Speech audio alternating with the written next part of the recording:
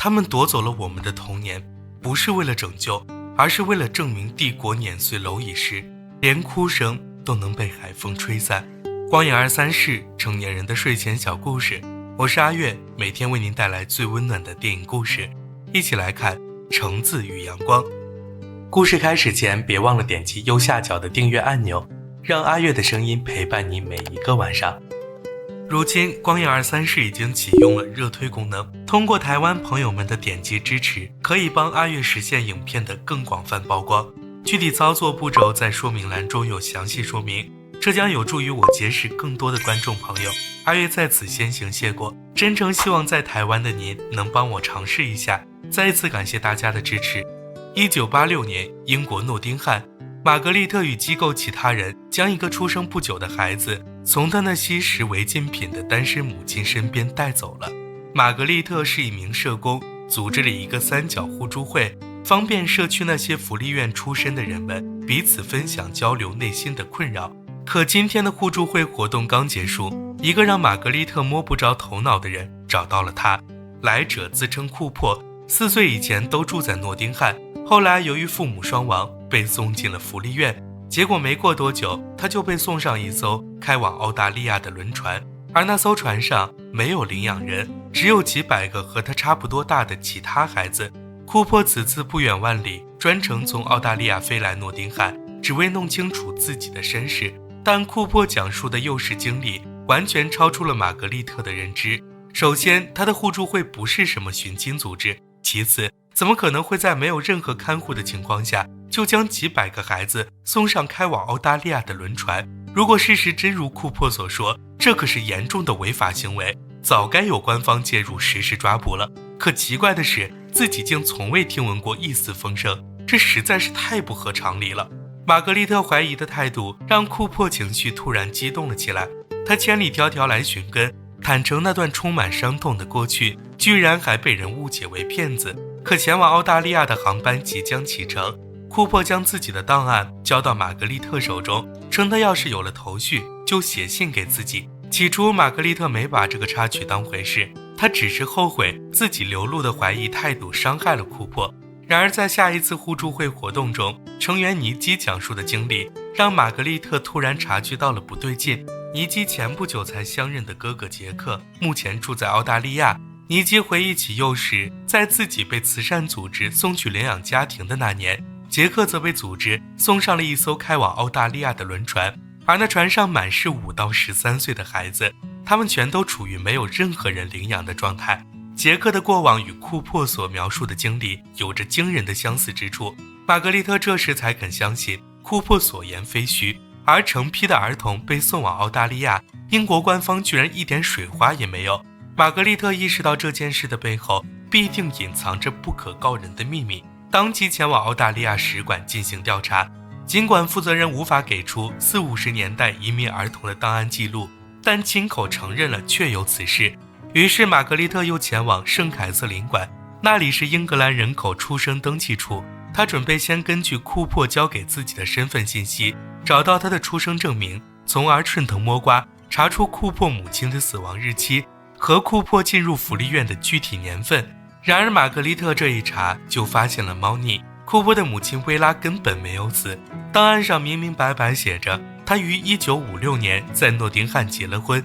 可薇拉既然没死，库珀又怎么会被人送进福利院呢？玛格丽特根据薇拉结婚时登记的地址，成功在一间酒馆中找到了正在忙碌的薇拉本人。通过交谈，玛格丽特惊讶发现儿童移民这件事远比他想象的要复杂，有某种力量在进行两头欺骗。原来薇拉当年回过诺丁汉的收容所找女儿，结果被工作人员告知库珀已被一户好人家收养，让他别再来找女儿了。然而事实的真相却是，库珀不仅没被收养，反而是漂泊万里，被送进了澳大利亚的福利院，从此与母亲天各一方。在玛格丽特的安排下，这对失散40余年的母女如今终于迎来重逢的时刻。当库珀与薇拉的目光交汇，薇拉满眼都是愧疚与思念。原来她当年不是故意将孩子送去的收容所，只是那个年代的未婚母亲要承受的社会压力太大。可等她想找回孩子时，一切却都晚了。薇拉一直还保留着女儿小时候最爱的那只娃娃，娃娃上每一处因抚摸而磨损的痕迹，都承载她对女儿的无尽思念。而库珀接过娃娃的瞬间，他那漂泊许久的一颗心终于能落了地，但事情的真相仍没调查清楚。于是玛格丽特告别薇拉母女后，又与尼基踏上飞往澳大利亚的航班，准备拜访她的哥哥，进一步了解当年的情况。而在她外出的期间里，丈夫梅夫答应会照顾好家中孩子，他全身心去寻找真相就好。玛格丽特一落地就先去了杰克曾经生活的费尔布里奇农庄学校，正巧以前这里的孤儿们组织了一次旧友聚会，玛格丽特便趁机向大家简要介绍库珀的经历，欢迎有相同情况的人来找自己谈谈。而杰克在与玛格丽特的交谈中，脸上的痛苦也愈发清晰，因为那是一段不堪回首的过往。当年他们这些被送来的孩子在福利院的生活，说是一句炼狱都不为过。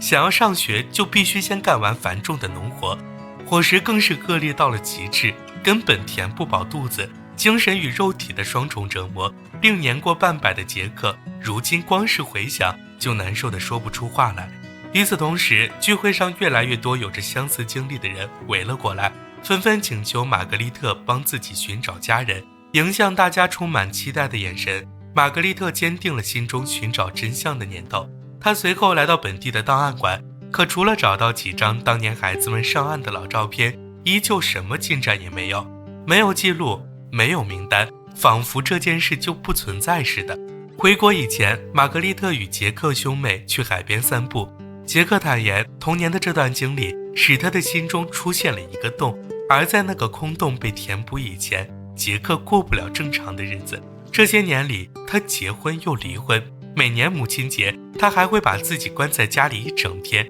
谁也不去理会。杰克不理解为什么自己会没有妈妈，为什么离开妈妈后他要遭受这么多的苦难。杰克还记得当年在英国的福利院里，有个男人走来向他承诺澳大利亚的生活将充满橙子香气与明媚阳光，于是杰克就跟着去了。于是他的人生就在那一刻起写满了悲伤。玛格丽特不敢保证能找到杰克的母亲，也不敢保证他的母亲是否存活于世，但他答应杰克自己一定会拼尽全力。与此同时，玛格丽特的丈夫梅夫也在密切关注儿童移民计划的进展，可由于各个政府部门都没有关于此事的任何记录，梅夫最终是通过翻阅年份相近的报纸才发现了蛛丝马迹。原来英国将贫苦人家的孩子送往殖民地生活是一个从19世纪就开始的项目，这个项目一直到1970年才被喊停，而英国大大小小的慈善机构都参与了其中。梅夫没能查出来40-50年代究竟有多少孩子被送去了澳大利亚，但他可以肯定，能绕过孩子父母将收容所的孩子们有组织地进行放逐，背后必然有政府层面的推动。彼时的澳大利亚正处于大规模开发阶段，急需大量劳动力，于是那些还没成年的孩子被地方政府当成了免费劳工，日日夜夜都在农场里辛苦劳作，在那片陌生而遥远的土地上承受着本不该属于他们的苦难。而此时此刻，玛格丽特的笔记本上还记录着近100个拜托他寻找家人的人员名字。这个夜晚他失眠了，玛格丽特一直处理资料到天亮，等到上班，他又向上级提出申请，能否再延长一段时间假期，让他去调查这件事。令玛格丽特惊喜的是，上级看完他的报告后，决定将儿童移民案列入机构的工作范畴，而他不仅会给玛格丽特2年的调查时间，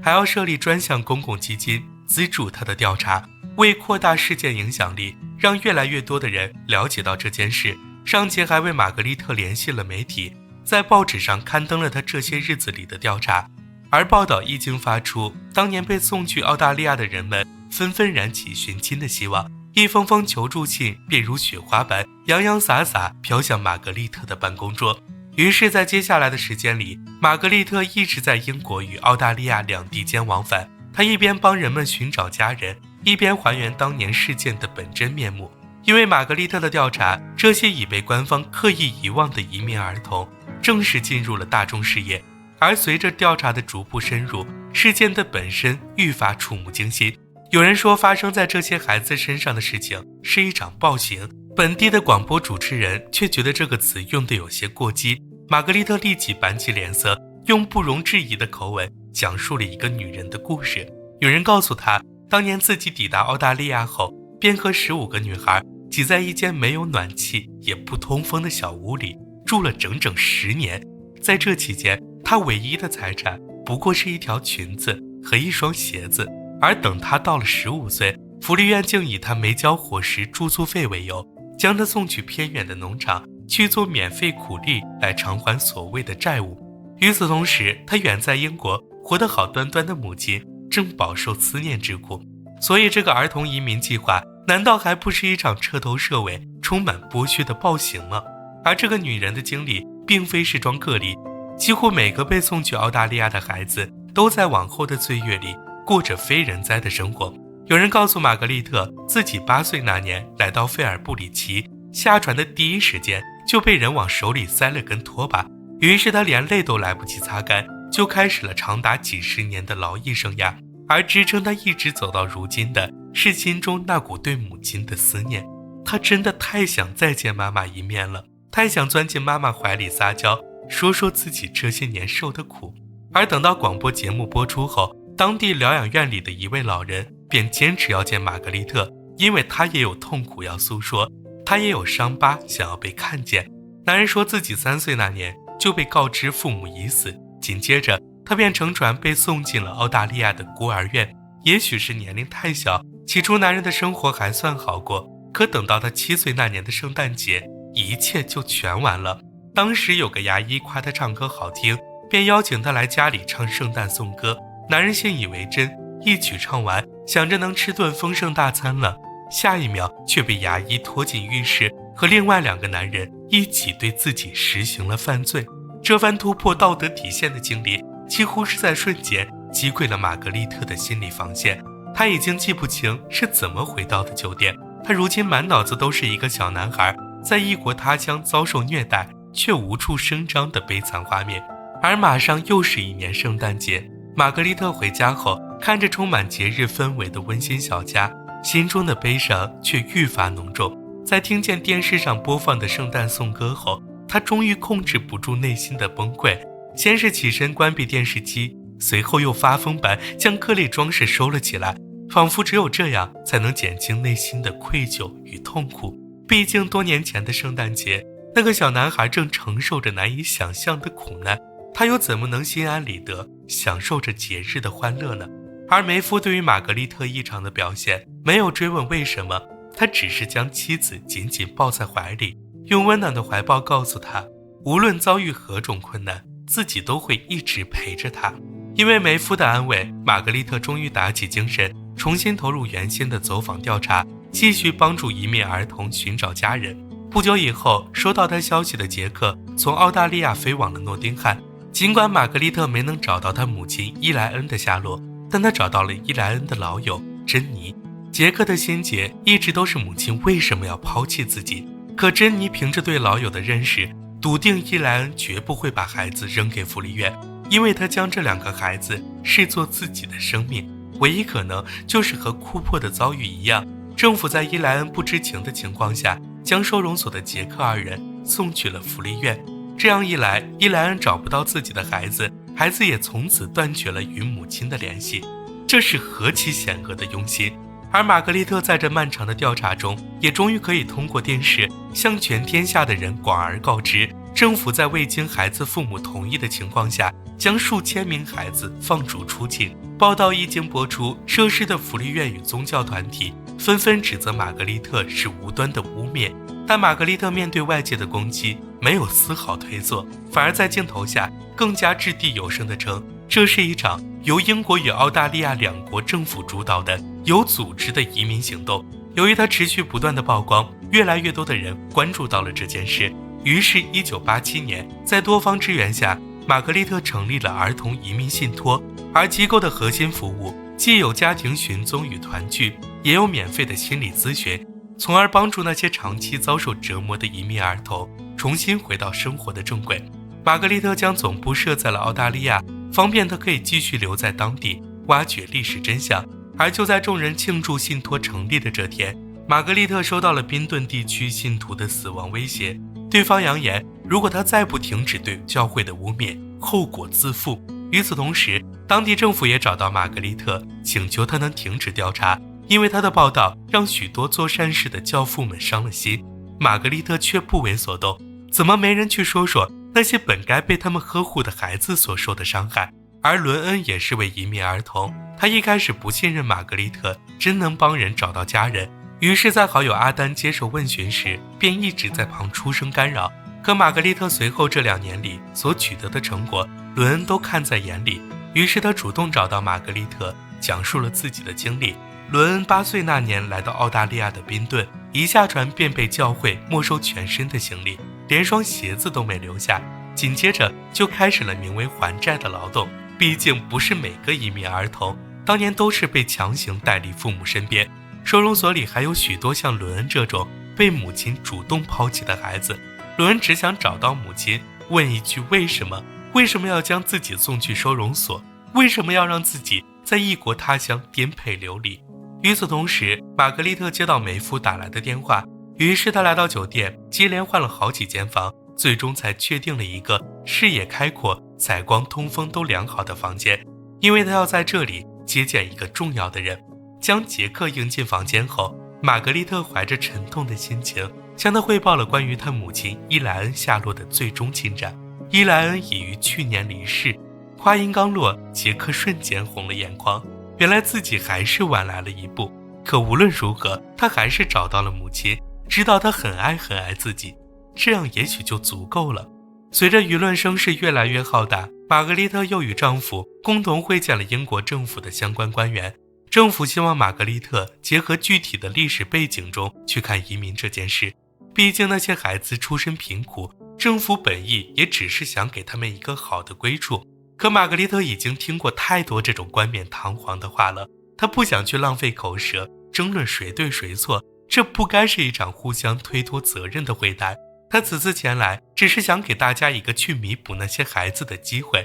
玛格丽特呼吁政府通过自己创办的信托基金去帮助移民儿童寻找遗失的家人，寻找他们究竟姓甚名谁。而官员们执意要求政府作为受托人才肯组织捐款，可玛格丽特坚持这个信托必须是中立机构，才能做到对移民儿童负责。于是最终双方还是不欢而散。然而就在玛格丽特要离开时，刚刚参会的罗斯喊住了她。罗斯相信政府当年是真的想帮助孩子们，因为玛格丽特永远不会明白那些身处贫民窟的孩子生活是有多么悲惨。嗜赌的父亲，酗酒的母亲，一贫如洗的家，继续留在父母身边，他们的未来只会是一片凄凉。罗斯劝告玛格丽特好好在家当个妈妈，别再插手这件事。尽管梅夫及时打断了两人的交流，但罗斯的话还是给玛格丽特造成不小的影响。越来越多的质疑与攻击，以及寻找真相路上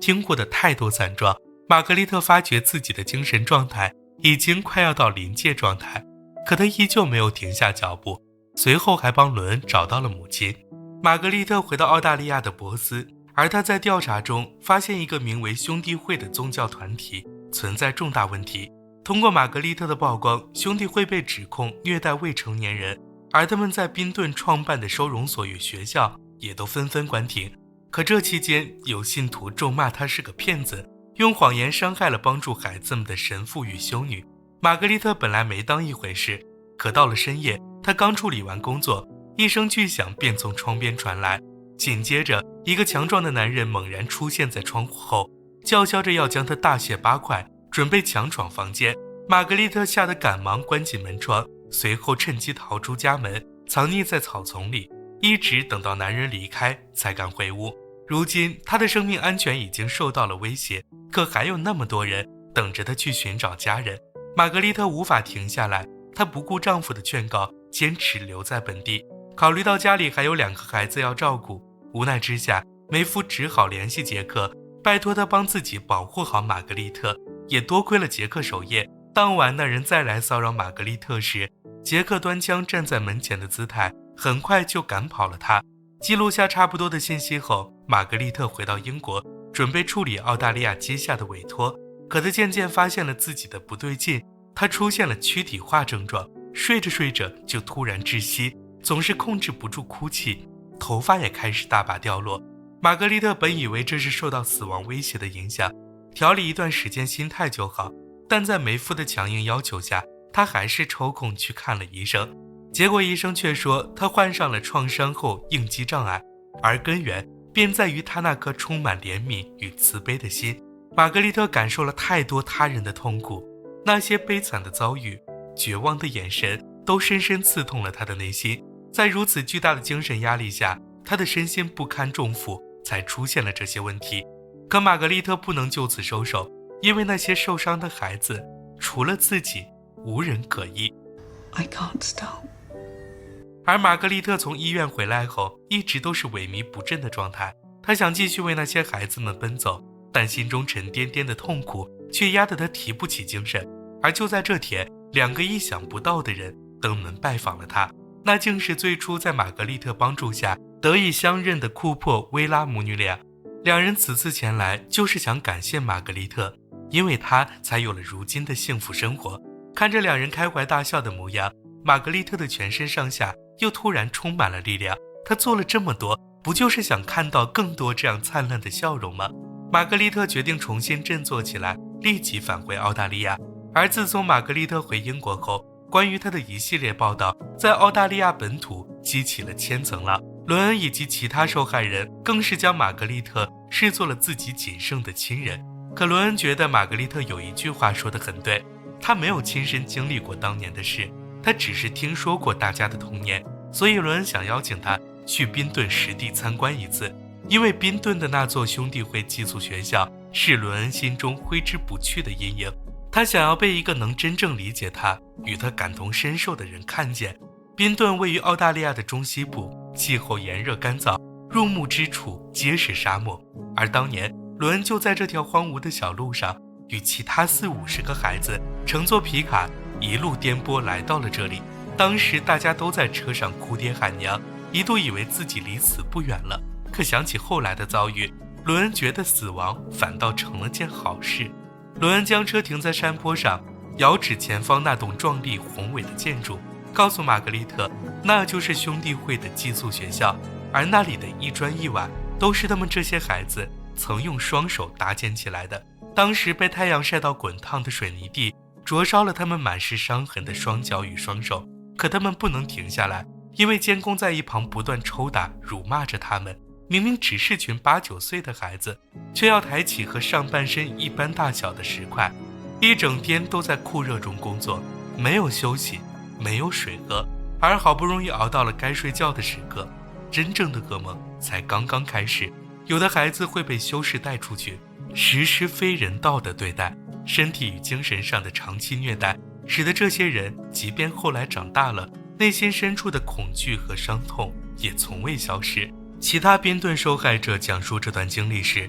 那双满是痛苦的泪眼在玛格丽特脑海中不断闪回，使得站在学校门口感到一阵眩晕。玛格丽特走进学校后，正在用早餐的兄弟会成员们突然都停下了动作，而在这诡异的沉默中，玛格丽特从他们的眼神中读出了疑惑与恐惧。是在疑惑他为什么敢露面，还是恐惧他来为孩子们讨回公道？玛格丽特无暇去深究，她只是觉得荒谬。这群犯下滔天罪孽的人现在知道害怕了，可当年他们欺辱一群孩子时，又有谁想过住手？走出学校后，玛格丽特忍不住落了泪。总有人觉得在人生的某个特定时刻，一切错误将被纠正，所有伤痕将会痊愈，但他这一路走来，发现这根本就是个伪命题，失去的永远都不会回来。受害者们还是在无尽的痛苦中挣扎，而这座寄宿学校哪怕是满载了血与泪，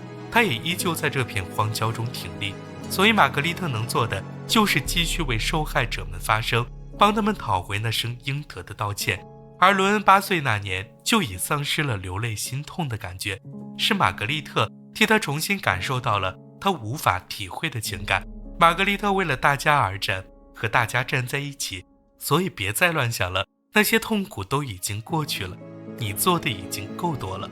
今年的圣诞节，玛格丽特将家人接来澳大利亚，他们与其他受过玛格丽特帮助的人，在儿童移民信托总部度过了一个热闹的夜晚。等到节日过去，孩子离开后，玛格丽特重新投入了忙碌之中，因为她还需继续为那些受苦的人而战，为心中的公平与正义而战。全篇完。